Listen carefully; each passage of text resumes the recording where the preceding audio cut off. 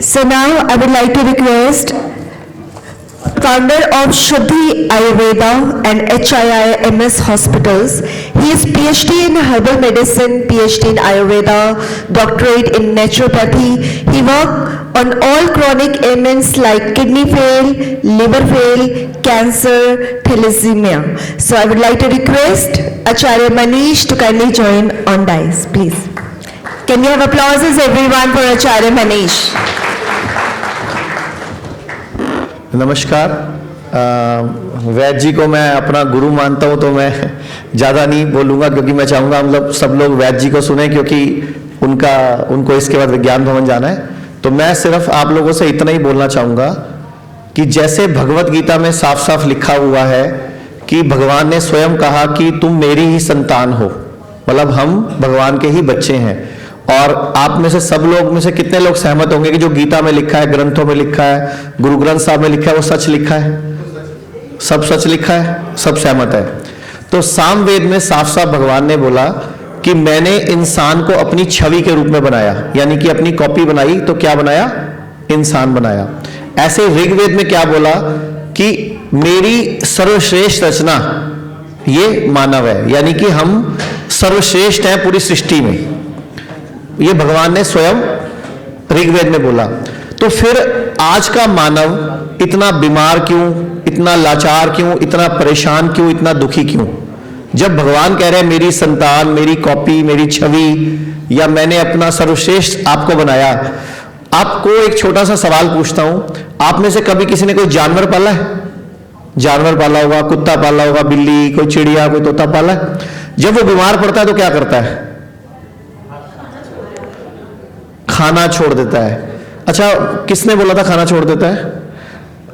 आपका वो डॉगी कौन से स्कूल में जाता है? डीएवी, डीपीएस, किसी इंस्टीट्यूट में जाता होगा शायद। कैसे पता चला उसको कि मुझे ये करना है? अच्छा, एक कुत्ते को पैदा होते ही हम 3-4 दिन में उसके माँ बाप से अलग कर देते हैं। उसने कभी जीवन काल में अपने माँ बाप के साथ टाइम भी नहीं बिताया होता। बिताया किसके साथ होता है? हमारे साथ। लेकिन हम जो करते हैं वो नहीं करता, वो अपने हिसाब से करता है। उस कुत्ते को ये प्रेरणा कहां से आती है कि अब बीमार हूं तो मुझे खाना छोड़ देना है? नेचर से। अच्छा, आप लोगों को एक और सवाल पूछता हूं। जब सुनामी आई थी, आप लोगों ने बहुत पढ़ा होगा, न्यूज़पेपर में भी है, अभी एक भी गूगल पे चेक करोगे आर्टिकल है कि जब सुनामी आई थी केरल के तटों पे, श्रीलंका में, तो जानवर नहीं मरे थे। वो 1 दिन पहले, 1.5 दिन पहले ही अपने खूंटे छुड़ाकर, अपने जाले वाले तोड़कर भाग गए थे। उनको 1.5 दिन पहले, 1 दिन पहले कैसे पता चल गया सुनामी आने वाली है? यानी कि उनकी सेंसेस, उनकी एनर्जी हमारे मुकाबले स्ट्रांग है। हम लोग बीमार पड़ते जाते हैं, बुखार हो गया गोली, बीपी हो गया गोली, शुगर हो गया गोली। हम क्यों नहीं सोचते कि हमें बीमार पड़ने पर क्या करना है, जबकि जानवर को पता है। वो क्या करता है? 2-3 दिन के लिए खाना छोड़ देता है और फिर सिर्फ घास खाएगा अगर खाएगा तो, और फिर थोड़ी टाइम बाद उल्टी कर देगा। वो बॉडी के एसिड बैलेंस को सेट कर लेता है अपने आप ही। लेकिन हम बुखार में भी खिचड़ी खाएगा, पीली दाल बना दूं? मतलब हमारे घरों में ये कलेश है। हमारे घरों में अगर हमारे को बुखार है और बोल रहे हो मेरा मुंह कड़वा है, मुझे खाना अच्छा नहीं लग रहा, हलवा बना देती हूं मीठा मीठा। मतलब हमारे घर में बात होती है खाने की। हमें क्वेश्चन आएगा, सर वजन घटाना है, क्या क्या खाएं? मतलब घटाना वजन है, सवाल क्या है? क्या क्या खाएं? हमारी सारी प्रॉब्लम खाना है। जिस दिन हम ये समझ जाएंगे कब खाना है, कब नहीं खाना है, क्या खाना है, क्या नहीं खाना है, क्या ज्यादा खाना है, क्या कम खाना है, और किस मौसम में क्या खाना है और किस मौसम में क्या नहीं खाना है, हम लोग डॉक्टरों के पास जाना छोड़ देंगे। हमें जरूरत नहीं पड़ेगी। हमारी सारी प्रॉब्लम खाने की है। हम लोग डॉक्टरों से जाके पूछते हैं, खासतौर पर ज्यादा पढ़े लिखे डॉक्टर्स, बड़े डॉक्टर से क्या पूछते हैं? डॉक्टर साहब क्या खाएं? आपको पता भी है उनकी 5.5 साल की डिग्री में डाइट नाम का चैप्टर ही नहीं है। जिनको आप बड़े डॉक्टर मानते हो, सो कॉल्ड एमबीबीएस, उनकी 5.5 साल की डिग्री में डाइट चैप्टर ही नहीं है। और उन्हीं से पूछते हो क्या खाएं, और वो कभी नहीं मना करेंगे। वो बोल देंगे शुगर है, आम मत खाओ, केला मत खाओ, चीकू मत खाओ, अंगूर मत खाओ। कभी बोलते हैं बर्गर मत खाओ, कभी बोलते हैं दूध वाली चाय मत पीना, क्योंकि उनको खुद को कभी पढ़ाया ही नहीं गया। हाँ, उनकी बुक्स में कैलोरी कंसेप्ट है, कैलोरीज पढ़ते हैं वो। एक सेब में 100 कैलोरी होती हैं, एक ब्रेड में 100 कैलोरी होती हैं। अच्छा, दोनों इक्वल है क्या?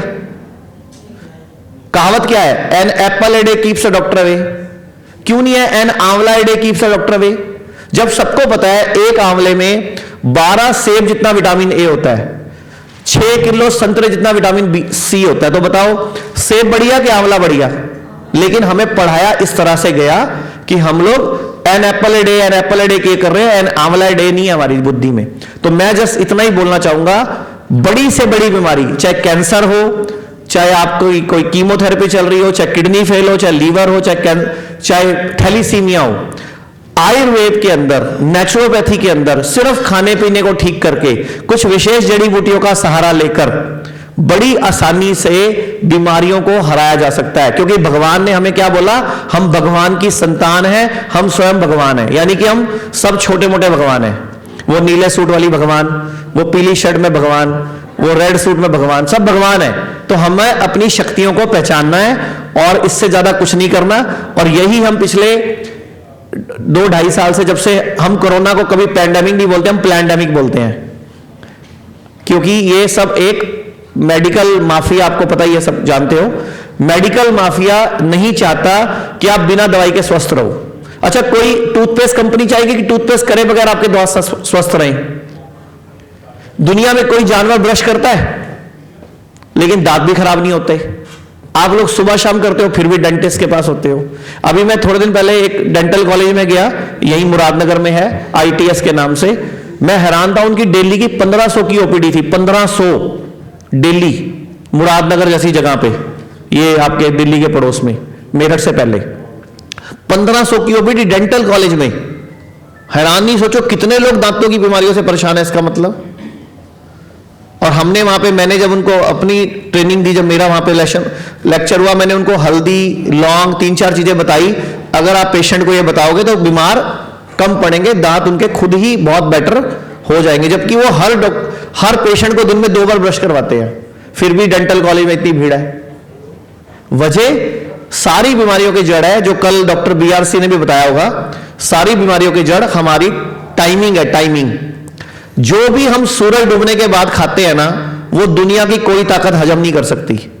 और हमारी बॉडी उल्टा परेशान होती है रात को आपकी बॉडी दुखी होती है, रात की आपकी बॉडी परेशान होती है, क्योंकि रात को आप उसको काम लगाते हो। आपको लगता है मैंने 9 बजे खाना खाया, 9 बजे सिर्फ आपके मुंह का काम खत्म हुआ, अंदर का काम तो शुरू हुआ ना। तो हम लोग हमारे हॉस्पिटल्स में, हमारी क्लिनिक्स में, चाहे किडनी फेल का पेशेंट आए, चाहे लीवर फेल का पेशेंट आए, सबको एजुकेट करते हैं। हमारे हॉस्पिटल का नाम भी है HIMS, hospital and institute of integrated medical sciences. यानी कि सारी साइंस, आयुर्वेद भी, नेचुरोपैथी भी, होम्योपैथी भी, एलोपैथी भी, और जितनी भी और अल्टरनेटिव पैथीज हम सब यूज करते हैं, जिसका जो बेस्ट है। मकसद पेशेंट ठीक होना चाहिए। तो छोटी सी बात यही है कि हमारे शरीर में सारी शक्तियां हैं। जैसे हनुमान जी के पास शक्तियां थी, जामवंत ने सिर्फ उनको याद कराई थी, वैसे ही जब पेशेंट हमारे हॉस्पिटल्स में आता है, हमारे क्लिनिक्स में आता है, हम उसको उसकी शक्तियां याद कराते हैं, उसका खाना पीना ठीक करते हैं, उसकी बॉडी क्लॉक को रीसेट करते हैं। हमारे हॉस्पिटल का पहला रूल है कि सुबह 10 बजे से पहले कुछ नहीं मिलेगा, शाम को 6 बजे के बाद कुछ नहीं मिलेगा। यानी कि आपको 8 ही घंटे में खाना खाना होगा। और आप हैरान हो गए, 7 दिन में लगभग 60% पेशेंट का डायलिसिस या तो लगभग बंद हो जाता है, नहीं तो कम तो पक्का होता है। जैसे किसी का 2 हो रहा है तो 1 हो जाता है, किसी के 3 हो रहे हैं तो 1 हो जाता है, फिर 10-15 दिन में वो लगभग बंद होना शुरू हो जाता है, क्योंकि बॉडी खुद सेल्फ हीलिंग मोड पे आ जाती है। तो ये छोटी सी बातें हैं, मैं ज्यादा टाइम नहीं लूंगा, क्योंकि मैं भी चाहूंगा वैद्य जी को सुनना। तो फिर किस दिन आपके साथ बहुत ज्यादा चर्चा करेंगे, क्योंकि हम लोग तो YouTube, Facebook पे सब कुछ बताते रहते हैं। जो भी हमारे हॉस्पिटल्स में होता है, हमारी क्लिनिक्स में होता है, हम सब कुछ ओपनली बताते हैं ताकि लोग स्वस्थ हो जाए। थैंक यू वेरी मच, धन्यवाद।